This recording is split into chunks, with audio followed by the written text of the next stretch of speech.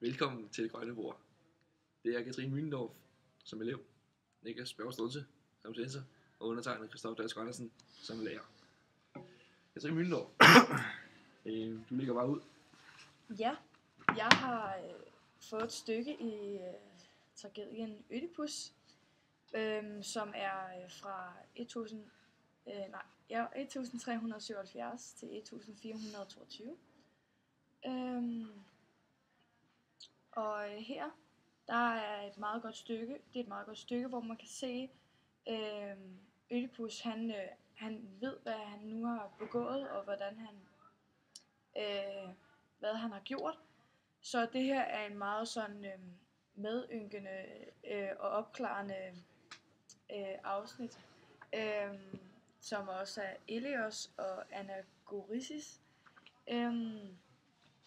Og ja, Ødipus er en tragedie om et barn, der blev født af en konge Laios og en dronning Iokaste. Og de fik et barn, som fik en spådom om, at han ville slå sin far ihjel og gifte sig med sin mor og få børn med sin mor. Og derfor så lagde de ham væk i bjergene. Fik de en hyrde til at lægge ham ud i bjergene, så han kunne dø der. Men hyrden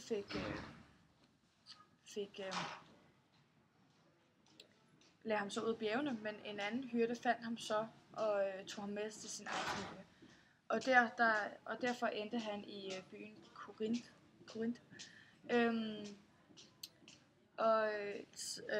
Der en dag, da han fik at vide, at det var ham, der havde fået spådommen, troede han, at hans mor og far var dem, der havde opfordret ham i Korinth. Derfor tog han væk fra byen, og han endte i Theben. Og på vejen derhen, der møder han en vogn, som ikke gider at give ham plads, og derfor så slår han på vognen, og de står ud, og de laver en kappestrid, og der går den første spådom med opfyldelse med, at han dræber sin far. Og da han kommer hen til Theben, der er der en Sphinx, som har en gåde, som han skal løse for at kunne komme ind. Og han løser så gåden, og med den gåde, der er så, at han får hustruen, som er Iokaste, også kendt som hans mor, og bliver konge. Og det gør han så, og han får børn med Iokaste, og derfor går spådommen i opfyldelse. Og her er det så mange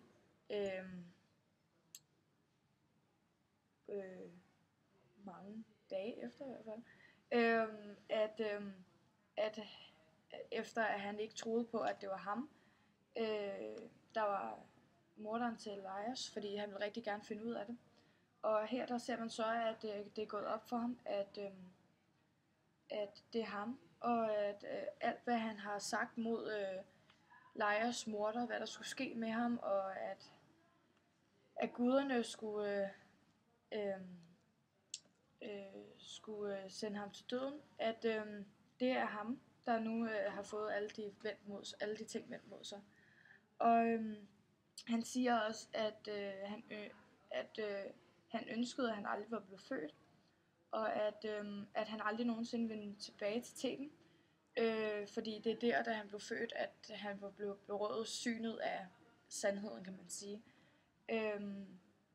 Og at han ligesom har vildledt folkene til at lede efter Laios morder, når det nu var ham. Og at guderne slog pesten løs på grund af ham, fordi at han opfyldte spådommen. Ja, og så var det jo Laios' søn.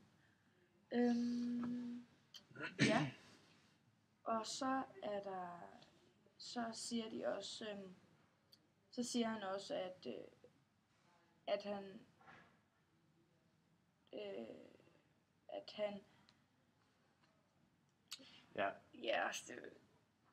at han ikke fik, at det var irriterende, at han ikke vidste, hvor han kom fra, og at han gerne ville have vidst det, så han kunne gøre noget ved det. Okay. Jeg kunne godt tænke mig at høre, om du kunne sådan ligesom fortælle lidt om Og den symbolik, der ligger i den her tekst, som vi arbejder med nu. Der er for eksempel, I var vidner til min rygtesløse død. Der mener han guderne, eftersom de overværer alt, hvad der foregår. Og det er han meget forundret over, at det var ham, der blev udsat for det. Og at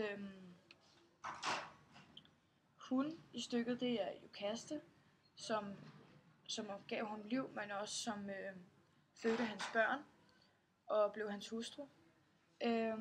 Og at hun gav ham samme sæd til jorden, er at hele den familie er gået i kreds, og med at han har giftet sig med sin mor og fået børn med dem, sådan så hans sønner og også hans brødre. Ja. Og så er der også en lille samtale med korlederen og Ødipus, hvor med at Kreon han vil overtage Ødipus plads, og at Ødipus har anklaget Kreon for at beskylde ham for, at det var ham, hvilket jo så også var sandt. Så Ødipus er meget bange for at skulle tale med ham igen, eftersom han har vanæret ham, har talt dårligt om ham. Mm-hmm. Ja, og det her stykke viser meget godt hele tragedien, hvordan det er opstået, og hvorfor det er opstået.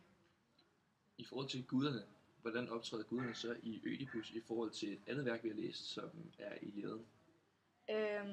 De optræder ikke her i Ødipus, som de beder kun til dem.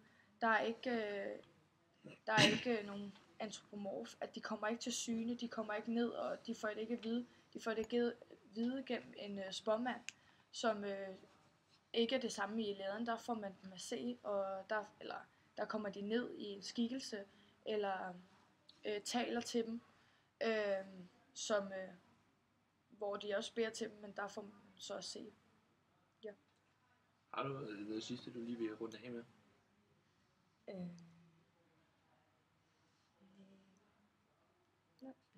Så siger vi tak. Det bliver snakket med dig. Ja, så kan du lige gå udenfor, mens vi lige voterer. Ja. det gik sgu ikke meget godt, synes jeg. Ja, jeg synes hun kommer egentlig nogenlunde godt rundt. Altså, der mangler ikke det helt store. Hun havde lige, jeg synes, et par svipser ind imellem, men altså ellers så gik det godt. Jeg synes også, at vi viste stor selvtillid og sikkerhed inden for oldtidskundskab. Mm. Jeg er villig til at give en meget høj karakter. Ja, okay, hvor højt snakker du? Jeg snakker 10-12. Du snakker til 12? Ja, det gør jeg. Okay. Altså, nu er jeg ikke typen, der godt kan ligge i 12-taller, men altså, jeg kan godt lide det der med, at hun kommer ind og tager styringen, ligesom og snakker længe og så videre. Ja. Men, altså, 12-tal. Ej, hun kunne sagtens snakke meget, meget mere om alt det her, hvis vi havde tid til det. Ja. Men nu har vi jo ikke tid, fordi vi skal til Nielsen lidt, men altså... så det kan godt trække lidt ned. Ja. Men altså, jeg vil godt gå med til et 10-tal. Et 10-tal? Ja. Det synes jeg også lyder som en fair karakter. Godt. Det synes jeg er på. Så er det, vi aftaler. Om du var inde igen. Jamen altså, det gik sgu egentlig meget godt. Og vi havnede på et 10-tal. Tæt på 12. Ja. Det er jeg ked af, men det bliver altså på et 10-tal. Ja. Og tillykke med det. Jo, tak. Jeg håber, I har god sommerferie. Jo, tak. Ja, tak.